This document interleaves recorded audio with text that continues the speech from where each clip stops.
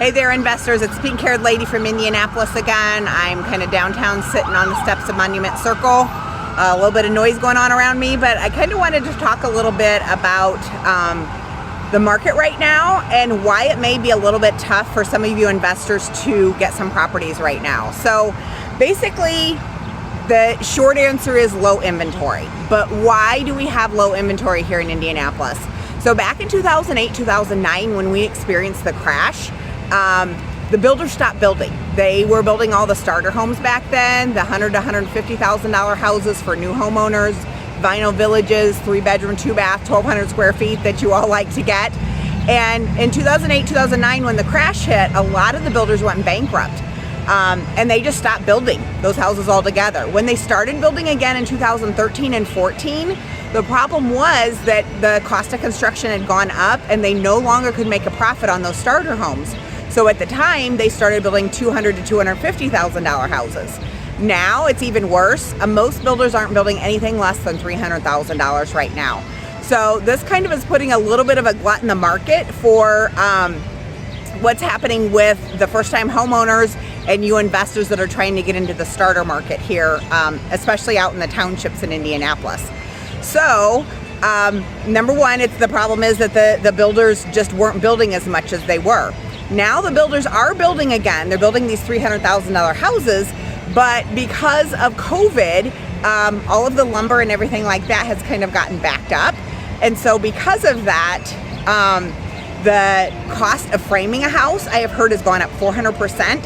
Plumbing and electrical has gone up 300%.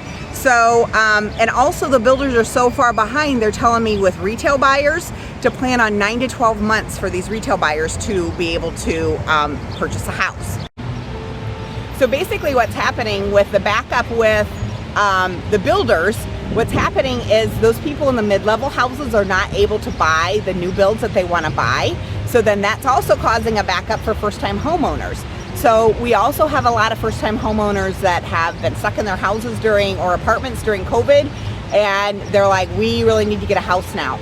Also what's going on with that is that the mortgage rates are so low. So one of the number one reasons that you're having trouble running into multiple offers and getting the houses that you want in Indianapolis is because you're competing against other homeowners. The number two issue that you may be having competing in the Indianapolis market is that Indianapolis has been known as the investor place to be, especially on bigger pockets. Indianapolis has been on the top 5 list for several years now as the place for competitive rates, that the numbers work, and so you're competing against a lot of other investors that also think that Indianapolis is a great place to be. So the number two reason why you may be having issues getting properties in Indianapolis is because you're competing against other investors. The third reason that there are multiple offers in Indianapolis is, again, the big guys have also seen that Indianapolis is a great place to invest. So you're not only competing against homeowners and other investors like you, you're competing against corporate investors. So all of these corporations have this extra money. Right now, they're not really trusting the stock market, and they also get tax breaks for investing in real estate. So they're just dumping money into real estate to protect their money and to get the tax breaks for it. I've seen a lot of corporate investors in the Indianapolis area that are coming in and offering $20,000 cash over list price and closing in 2 weeks. And the sellers in this market just, they've got to do what's best for themselves and take that money. So you also are competing against corporate investors. Even the National Association of Realtors just came out with an article about how we are in a once-in-a-generation crisis with the housing crisis of just decades of underbuilding, and we need new policies put in place. We need to be able to have affordable housing in certain areas.